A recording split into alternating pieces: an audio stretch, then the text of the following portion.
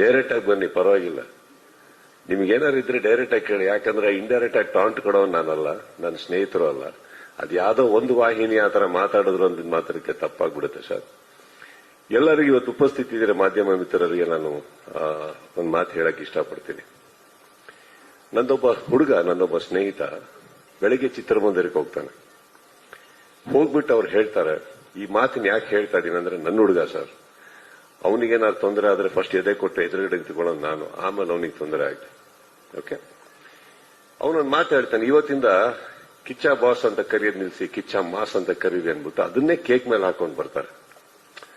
ಅದನ್ನ ಒಂದು ವಾಹಿನಿ ಏನ್ ಮಾಡ್ತಾರೆ, ಯಾರಿಗೋ ಟಾಂಟ್ ಕೊಟ್ರ ಕಿಚ್ಚ,